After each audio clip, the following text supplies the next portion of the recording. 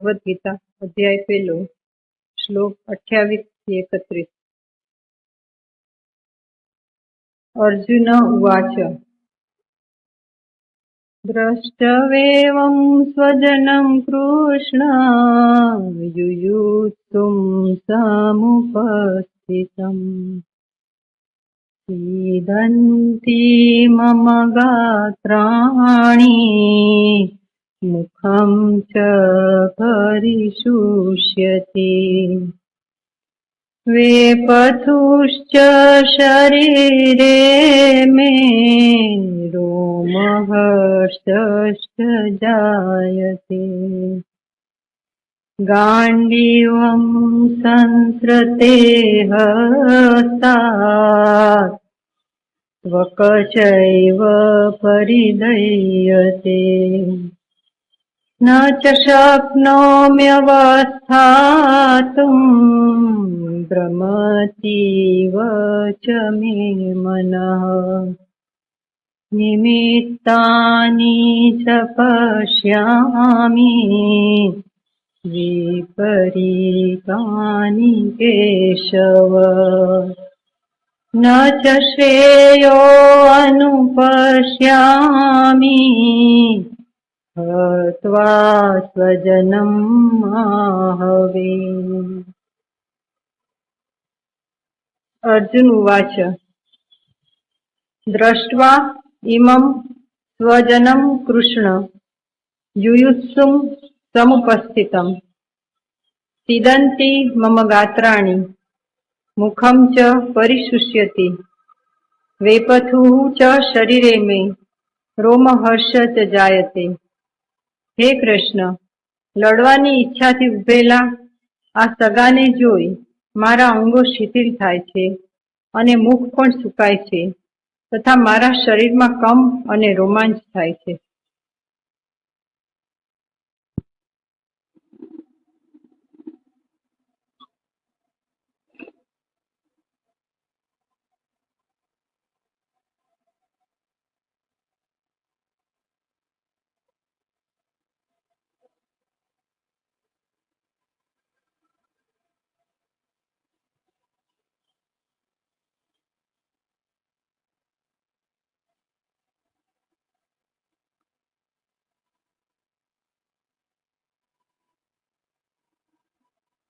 પ્રાણી માત્રની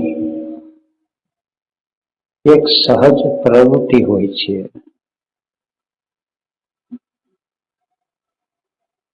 કે એને સુખ જોઈએ છે।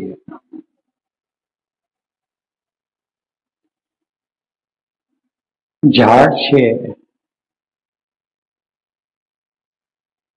જ્યાં પાણી હશે એ તરફ એના મૂળિયા જશે અને જ્યાં પ્રકાશ હશે એ તરફ એના પાંદડા જશે। ઉનાળાની અંદર ધૂમધીકો તડકો પડતો હશે તો પશુ પંખી ઝાડના છાયામાં જશે અને શિયાળાની કડકડતી ટાઢ હશે તો સહજ રીતે કોઈ હૂંફાળો આશ્રય સ્થાન એ ગોતશે। દેહભાવ છે ત્યાં સુધી સુખ તરફની એક સહજ એની પ્રવૃત્તિ છે।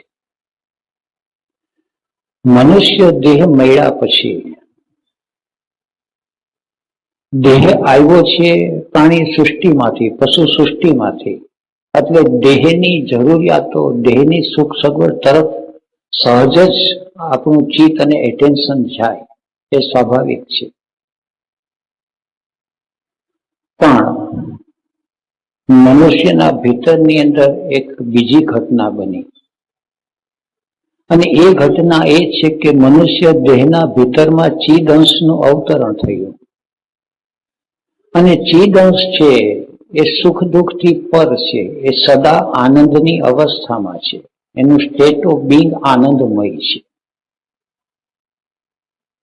હવે આ બાજુ દેહભાવ છે અને ભીતરમાં રહેલો ચિદ ભાવ છે, ચિદ અંશ છે। ઓશો જેને મૃણમય અને ચિન્મય એવા શબ્દ વાપરે। દેહ છે માટીનો પિંડ છે પણ માટીના પિંડની અંદર સહજ એક સ્વાભાવિક પ્રવૃત્તિ સુખ તરફ જવાની,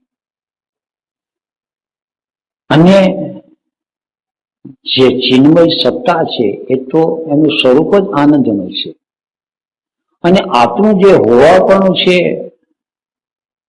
એ એક તરફ દેહની સાથે જોડાયેલું છે અને બીજી તરફ ચેતન સત્તાની સાથે જોડાયેલું છે. ચેતન સત્તાને જ્યાં સુધી માનવ દેહની અંદર સ્મરણ ન થાય, અનુસંધાન ન થાય, ત્યાં સુધી એક અંદર સતત સંઘર્ષ અને બેચેની તો રહેવાની છે. હવે આપણે છે એ બરાબર અધ્વચારે છે, પણ અધ્વચારે ક્યાં છે? શેનયો ઉભયો મધ્યે, કયે ઠેકાણે છીએ તો એનો આપણને ખબર નથી. બેહોશી આટલી પ્રકાટ છે. ખબર નથી એનો અર્થ છે કે ધૃતરાષ્ટ્ર અને દુર્યોધન છે એ આપણા ભીતરમાં હજી વાસ કરી રહ્યા, હજી તો લાવ લાવ અને મારું મારું. પણ હવે મારું અને લાવ અધિકાર ભાવ છે એ થોડો ઓછો થયો. સંન્યાસ દીક્ષા લીધી એનો અર્થ થયો કે અંદરની ચૈતન્ય સત્તાનો પુકાર આવ્યો કે સંસારમાં કેટલો વખત, મારું તારું કેટલો વખત. પણ સંન્યાસ દીક્ષા લે છે અને ચૈતન્ય સત્તાની ઉપલબ્ધિ થાય છે, એ વચ્ચે તો ઘણી બધી યાત્રા કરવાની છે, એનો આપણને ખ્યાલ નથી. આપણને તો મનમાં એવું છે કે સંન્યાસ દીક્ષા લીધી એટલે પાર પામી ગયા. આપણને તો એમ છે કે રેલવે સ્ટેશન ઉપર ટિકિટ કપાવી લીધી એટલે મંજિલ આવી ગઈ. ટિકિટ કપાવીએ પછી ગાડીમાં બેસીએ, પણ ગાડીમાં બેઠા પછી મંજિલ તો ઘણી દૂર છે, અને યાત્રા કઈ રીતે કરવાની છે હવે અર્જુનની સ્થિતિ છે એને આપણે ધીરે ધીરે સમજીએ. અર્જુન એટલે જેને સંન્યાસ દીક્ષા લઈ લીધી, એક અંદરનો જે હું છે ધૃતરાષ્ટ્ર અને દુર્યોધનનો હતો એને બદલે હું હવે જાગ્યો, થોડોક જાગ્યો. એને પોતાની લગામ છે એ કુદરતને થોડી ઘણી સોંપી, સંપૂર્ણ શરણભાવ નથી, પણ પોતે ઈચ્છે છે એ પ્રમાણે કુદરત કરે. હનુમાનજીની માનતા માને, પણ નાળિયેર વધારે, તેલ ચડાવે, પણ હનુમાનજી સોદો પાર પાડે તો. અંબામાની અને કાલીની માનતા માને કે પીર ફકીરની માનતા માને, પણ બધાની માનતા માને પણ પોતાનું કામ પૂરું કરે એ સત્ય. અને ઘણા છે પહેલેથી માનતા ચડાય આવે, કામ કરે કે ન કરે પણ અંદર શરત તો હોય જ. એટલે આપણે પણ પરમ સત્તાને હજી શરણે નથી ગયા, પરમ સત્તાને સારથી રૂપે રાખ્યા છે.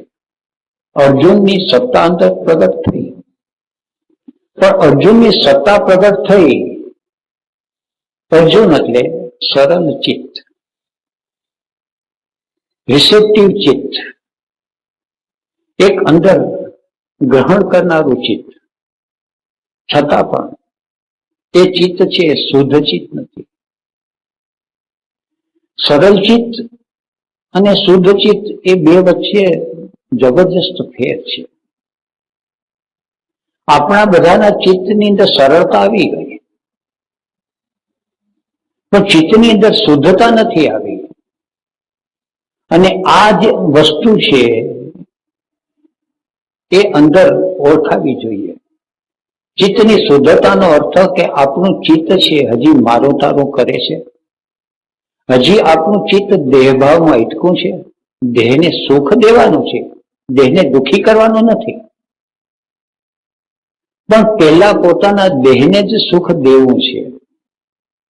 ગમે તેમ કરીને દેહને સરખી રીતે રાખવો છે, સુખી, ઓઢવાનું, પાથરવાનું, ખાવાનું, પીવાનું,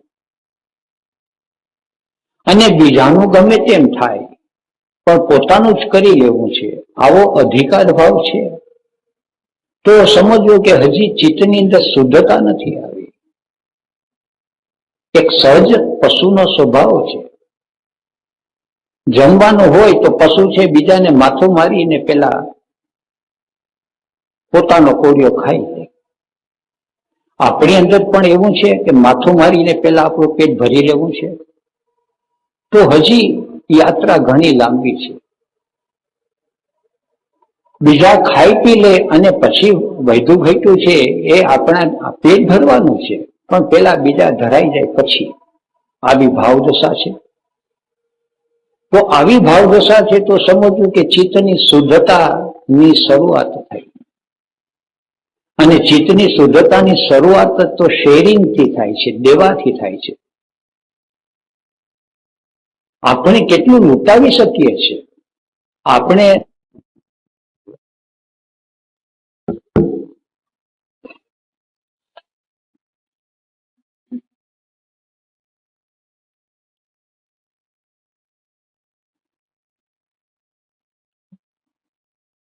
પશુ સૃષ્ટિમાંથી આપણને દેહ મળ્યો એટલે 5 જ્ઞાનેન્દ્રિય અને 5 કર્મેન્દ્રિય. આંખને મજાનું રૂપ જોઈએ, કાનને મજાના સ્વર સાંભળવાના જોઈએ, દેહને મીઠો સ્પર્શ જોઈએ. આ બધા દેહના સુખ છે, એનો ઇનકાર કે અનાદર નથી. દેહને વિનાકારણ પીડવાનું પણ નથી. પણ અંદર જે લાગણીના સંબંધો છે એ લાગણીના સંબંધોની અંદર શુદ્ધતા કેટલી છે? દેહની સાથે આઈડેન્ટિફિકેશન જ્યારે અતિશય વધારે હોય છે અને સમાજ વ્યવહારની અંદર કન્ડિશન માઇન્ડનો પ્રભાવ વધારે હોય છે. કન્ડિશન માઇન્ડ એટલે સમાજે જે નિયમો આપ્યા હોય, પૈસા ટકાના, મકાન મિલકતના, ખેતરવાડીના, એની અંદર આપણો અધિકાર કાયદેસર આટલું મારું છે. ગવર્મેન્ટનો કાયદો અને સમાજના નિયમો છે જે મગજની અંદર ઘર કરી ગયા છે, એ અને આપણો દેહભાવ, આ બંને મળીને અંદર જે લાગણીઓ જન્મે છે એને લોઅર ઇમોશન કહે, અને અંદર જે જ્ઞાન જન્મે છે એને લોઅર થિંકિંગ કહે. લોઅર ઇમોશન અને લોઅર થિંકિંગનો અર્થ, લોઅરનો અર્થ એ છે કે દેહ ભાવની સાથે એ બધા જોડાયેલા છે, અને હાયરનો અર્થ એ છે કે એના જે લાગણીઓ છે અને એનું જે જ્ઞાન છે એ ચૈતન્યની સાથે, અવેરનેસ, કોન્શિયસનેસની સાથે જોડાયેલા છે, આત્મસત્તાની સાથે જોડાયેલા છે. આપણું ચિત્ત છે અને ઓશો અને કૃષ્ણમૂર્તિનું કે દીદી કે તાવડિયાજીનું, એ બધાના ચિત્ત છે, એમાં ફેર શું છે કે આપણું ચિત્ત દેહભાવની સાથે જોડાયેલું છે, એ લોકોનું ચિત્ત છે એ ચિન્મયની સાથે જોડાયેલું છે. ચિત્ત જોડાયેલું તો છે જ, દેહભાવ છે બહુ ગૌણ છે, આત્મભાવ છે તો પ્રગાઢ છે. આપણી અંદર આત્મભાવનો થોડો ઘણો સ્પર્શ થયો હોય, થોડું ધ્યાનની વિધિ કરી હોય તો ગીતાની અંદર જે મુશ્કેલી થાય છે તે એક છે અને એક દેખાય છે. આ બે વસ્તુનો ભેદ પારખવાની વિવેક શક્તિ ન હોય તો ગીતાને નર્મથી પકડાવવાની બહુ મુશ્કેલ છે. એક છે જળ છે અને એક છે મૃગજળ. એક છે જ્યાં પાસે જાય તો પાણી તરત છુપાય છે, અને એક છે કે પાણી જેવું દેખાય છે. હવે બપોરે આપણે અહીં પછાડે દોડીએ કે દોડીને ખાતીએ તો તરત ગુજારવાની છુપાવાની. સંસારની અંદર જે લોકો જાયગા છે એ લોકોને બધાને 100% અનુભવ એ છે કે સંસારની પછાડે જે લોકો કર્યા, કોઈને સ્ત્રીનું સુખ જોઈએ છે, કોઈને પૈસાનું સુખ જોઈએ છે, કોઈને પ્રતિષ્ઠાનું સુખ છે, કોઈને પદનું સુખ જોઈએ છે, બધા સુખની પછાડે માણસો. અત્યારે આપણે પણ બધા એમ કર્યા છે. પછી આપણે સંસારમાં રહીએ કે આશ્રમમાં રહીએ, આશ્રમમાં પણ સરખું આપણને રહેવાનું જે હોય, સરખા બધા ખાવા પીવાનું હોય, સરખા હવામાન હોય, સરખા મિત્ર મંડળ હોય, આપણે બધાનો જે અભિગમ છે એ આવે. ઊંડે ટેસ્ટ થઈ પણ આ ટેસ્ટ છે એ મૃગજળ એ જાણવાની ભય છે. અસર ભય છે કે ભીતરમાં પડેલો છે, જ્યાં સદ વસ્તુ ત્યાં હકીકત પડેલી છે. એક તરફ એટેન્શન થાય છે કે આપણી જાતને જોઈએ. અર્જુનની સ્થિતિ આવી હતી. અર્જુનની અંદર સરળતા હતી. અર્જુન છે યુદ્ધમાં લડવા માટે તત્પર થઈ પ્રસંગ સાચી જે પ્રસંગ સાચી હતા. અર્જુન તો સહજ રીતે થઈ ગયું કે હું જોઈ લઉં કે મારે તેની સામે લડવાનું પ્રસંગ છે. એક વિશ્વવ્યાપી ચેતના છે. મનુષ્ય જે ધારણ કર્યો છે એ જ્યાં સુધી જાગી નહીં જાય ત્યાં સુધી એની સામે એવા એવા તત્વોને મૂક્ય તેને જાગે જ શીખે. માણસ છે એ સુખ ગોતે છે, એ પશુનો સ્વભાવ છે અને કુદરત છે એને જગાડવાનું આયોજન કરે છે. એ અંદરના સુદંશનો સ્વભાવ છે, એનું લક્ષણ અને પસંદગી આપણે કરવાની છે. સુખ તરફ જાય છે તો આનંદ કરે છે અને સુખ તરફ ગમે કેટલા જાય અને એક દિવસ એને આઘાત આવ્યા. અત્યારે હવે અર્જુન એ પરિસ્થિતિ નથી થતા. આપણે પણ વહેલા મોડાના કથા સાથે ફક્ત સ્વીકારે કઈ રીતે હવે થાય છે. હવે અર્જુન પોતાની વાત અર્જુન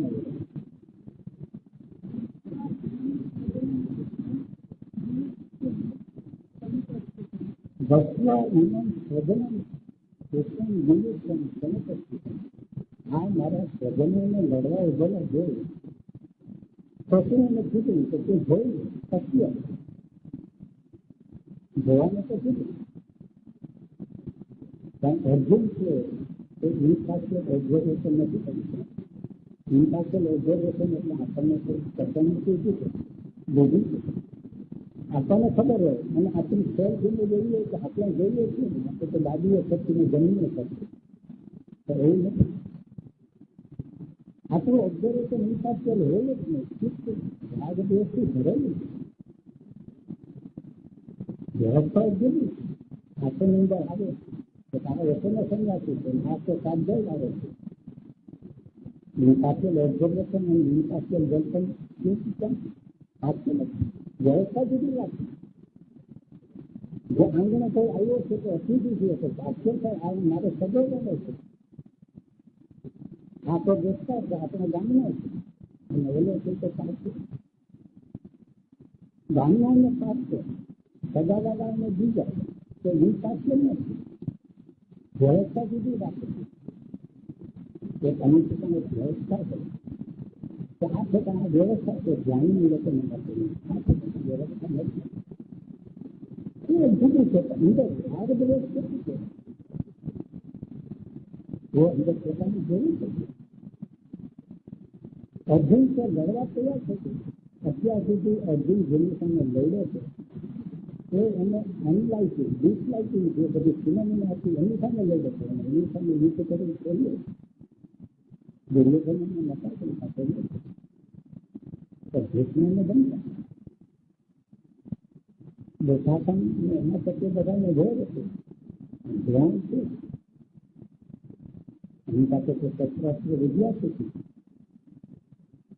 અત્યાર સુધી જે જે ડિસલાઇકિંગ હતા એની સાથે એને ઓબ્ઝર્વેશન કરે છે. એની સામે લઈ લઈને એનાથી એને શીખ મળ્યું અને અર્જુનને શીખ કે હું બંનેની સામે લડી શકું. શત્રુની સામે લડવું એટલે શીખ છે પણ વિશ્વની સામે જયારે લડવાનું આવે તો કેવું છે કે સ્વીકાર થાય એટલે આપણને ગમતી સુખ સુવિધા મળી જાય. ત્યાં યાત્રા ગયા હોય અને 5 સ્ટાર હોટલની અંદર સગવડ મળી જાય તો ખાતે હોટલ સુધી સ્વીકારી એટલે સ્વીકારી લે. આમ તો લાઇટિંગ છે પ્લેઝન્ટ છે પણ ખરેખર ઠંડીની અંદર ત્યાં ગોદડીની અંદર જ્યારે વિકાસ ભાવ આવે છે તો ત્યારે ફરિયાદ થાય, ત્યારે એમ થાય પરમાત્માને કે તે મને ખાસ છે. ત્યારે કેમ થાય કે પરમાત્માને કે ફરિયાદ દેખાઈ દીધી ને કહેતો કે તારે અંદર બરસ રહ્યા હોય અને મારી માટે દુઃખના ડુંગર કેમ તૂટી ગયો? એમ તો થાય કે પરમાત્મા ત્યાં બધું આપ્યું છે પણ મારા ઘરમાં આવી ક્યાંક છે કે મારો ધન આવ્યો છે કે મારા છોકરા આવ્યા છે કે મારા બાપા આવ્યા છે. અંદર સ્વીકાર ભાવ શબ્દ છે પણ સ્વીકાર ભાવ જ્યાં સુધી ફૂલ આપે છે ત્યાં સુધી સ્વીકાર ભાવ, ત્યાંથી કાંટા આવે પરત સ્વીકાર ભાવ છે બધું સ્થિતિ અત્યાર સુધી તો બધું શિક્ષિત હતું. અને 12 વર્ષ વનમાં ગયેલા તો અર્જુન યુધિષ્ઠિર હતો. પણ જયારે સામે માણસો લડવા આવ્યા, આ અસ્તિત્વની રમત તેનાથી સ્વીકારી નથી. આ ઠેકાણે એને સ્વીકાર ભાવ છે તે બધું એટલે હવે કહે છે કે મારા સર્જના લડવા માટે ઉભા થયા છે એને કલ્પના બંધ ખ્યાલ હતો પણ જયારે સામે જોઈએ ત્યાં સુધી એને થોડી થોડી ઈચ્છા બને છે. તો ભીષ્મને એને જોઈને મનાવી રહ્યો કે તમે ધર્મનો રસ્તે જાઓ છો, આ તો તમે મારા પછી આપણે પ્રેમ છે એ બાજુ દેખી ત્યારે એને પણ પોતાની કુદરતીની સત્તા કામ કરતી છે. આગળ વધશે તમે લડવા ઉભા થઈ ગયા, હવે તો લડવાનું છે અને અર્જુનને થયું સર્જન છે એમાં એની પાસે વૈદ્ય અહમ અને અહમની અહમનો એક જગત આપણે શબ્દ વાપરીએ લીધે લીધે લીધે એટલે શું ઓળખી ન શકીએ. અંદર જ્યાં ભેદ પડ્યો અસ્તિત્વની અંદર ત્યાં સમજ્યું કે ભેદ કાળનો કોઈ કરતા હોય તો તેમ તો થાય તેમ તો નહીં. આ મારો છે કે આ મારો ધર્મ, આ હું કંઈક પણ અંદર આગળ આવી જાય. આ મારા લોકો, આ મારા ગુરુ, આ મારો ધર્મ, મારો સંસ્કાર, આ બધાની અંદર હું અને મારો આવી જાય ત્યાંથી ભેદ પડી જાય. અસ્તિત્વમાં હું મારું તો અસ્તિત્વમાં નથી, માનવ મનની અંદર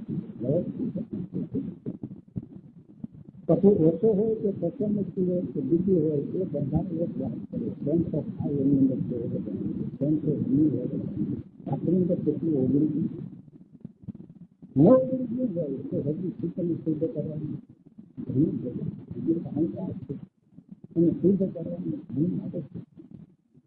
જોઈ લઈએ અને ન જોઈએ તો અર્જુન જેવી સ્થિતિ તો કરવાની. હવે અર્જુન સ્થિતિ અર્જુનના હાથમાં ગણેશ લઈને ઉભો થઈ છે. જો સામે સર્જન ન હોય એટલે સીધે સીધે યુદ્ધ કરી અને વિજય મેળવીને આવતું જ હોય તો સામે સર્જન પાર્શિયલ ઓબ્ઝર્વેશનની શરૂઆત હતી છે. અને જે અર્જુનની અંદર પૂરેપૂરી તાકાત હતી, જે એનર્જી હતી, જે એનર્જી છે એનો સાથે પણ એવોલ્યુશન તરફ જવાની હતી, એ એનર્જી અહંકારના કારણે એનું સર્ક્યુલેશન અને સાયકલ બદલી સેવા બદલી છે. આપણે આ હંમેશા આપણને એનો અનુભવ છે ન હોય બુદ્ધાશ્રમની અંદર જાય અને જાતા હોય તો પ્રભુત્વના દર્શન કરે. આપણે તો લક્ષ્ય લઈને જાય તો કોઈ પ્રભુત્વના દર્શન કરવા જાય અક્ષેત્રની અંદર શું થઈ ગયું છે આપણને ખબર નથી. અને ત્યાં તો છોકરાને છોકરીને ચિંતન કરતા જોઈ જાય અને થાય કે આપણને તો ભ્રષ્ટાચાર ચાલે છે અને પ્રભુત્વના ઉડી જાય અને ભ્રષ્ટાચારની સાયકલ શરૂ થઈ જાતા દર્શન કરે. પછી એ દર્શન હવેલીમાં કરવા જાય, એ દર્શન આશ્રમમાં કરવા જાય, એ દર્શન પ્રકૃતિમાં કરવા જાય, ત્યાં પણ દર્શન કરવા જોઈએ અને એને દર્શન ન થયા અને બીજા પ્રકારનું શું છે સમજી લે કે એનું અચેતનનો એક ખેલ છે તો શરૂ થઈ ગયો. અને જે ઉત્સાહ અને ઉન્નતિથી એ ગયો હોય અને પાછો થયો ત્યારે ફરિયાદ લઈને આવે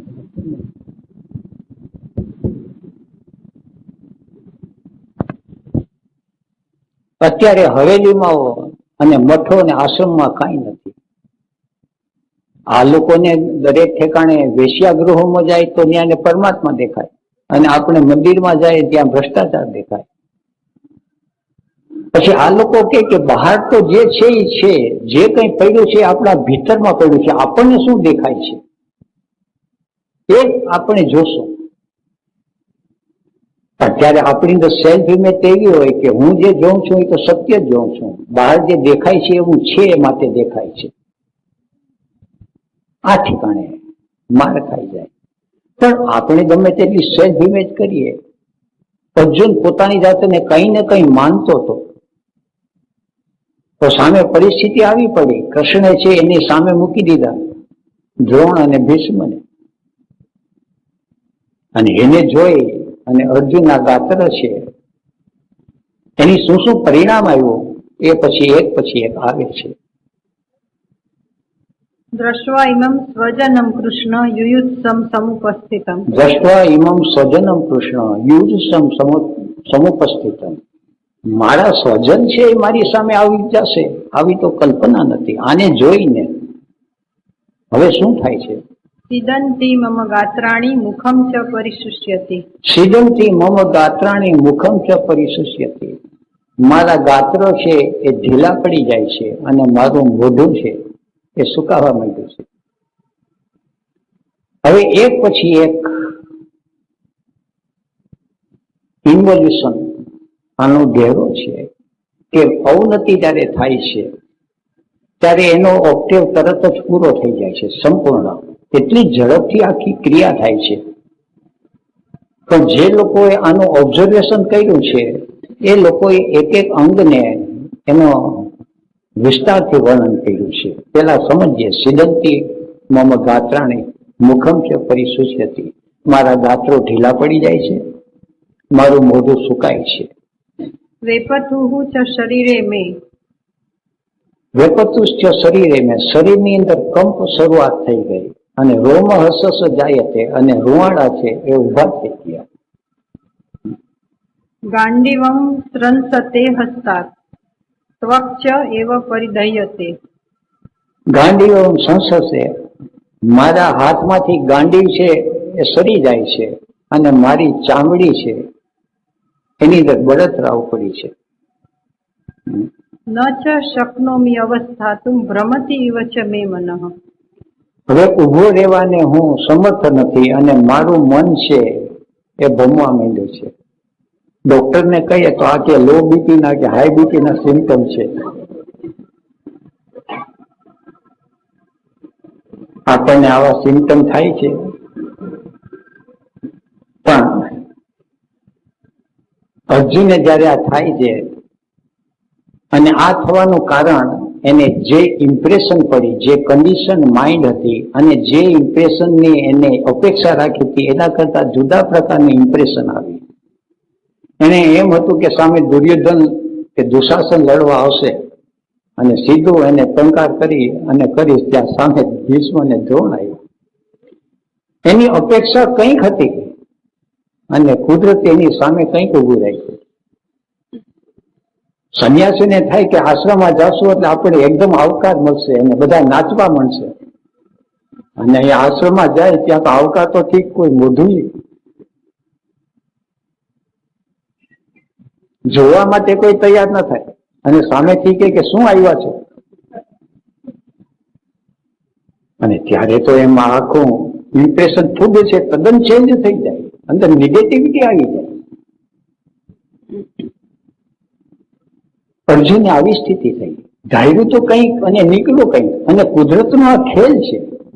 એક વાર સંન્યાસ દીક્ષા લીધા પછી મનની અંદર જો ગાંઠ પડી જાય કે મારે સુખની પછાડે દોડવું નથી, મારે જાગવું છે અને જિંદગીને સમજવી છે. જાગવા માટે સંન્યાસ દીક્ષા લીધી છે, જલસા માટે નહીં. પછી જાગ્યા પછી જે અસ્તિત્વ તરફથી મળે છે એની વાત તદ્દન જુદી છે. પછી તો અસ્તિત્વની અંદર હર ક્ષણે જે સ્થિતિ હોય છે એ સ્થિતિમાં જલસો હોય છે, એ ઉત્સવ હોય છે. પણ મનોરંજન અને ઉત્સવ એ બે વચ્ચે ભેદ છે. એન્ટરટેનમેન્ટ અને સેલિબ્રેશન. ઓશો રોલ્સ રોયમાં ઉત્સવ કરતા અને જેલમાં બેઠા એ ઉત્સવ કરતા. આપણે તો 5 સ્ટાર હોય તો ઉત્સવ, અને ક્યાંક ફાટેલું ગોદડું મળે તો ફરિયાદ. આ ઠેકાણે આપણે સાવધાન થઈ જાય. અર્જુનની આ સ્થિતિ આવી, એને ખબર નથી. હવે અંદરનું જે વિજ્ઞાન છે એ છે કે જેવી ઇમ્પ્રેશન આવી એની સામે ભીષ્મને દ્રોણ, એટલે તરત જ એ જે લડવાને માટે જે તત્પર હતો એ સાયકલ છે એ આખી બદલી ગઈ તરત જ.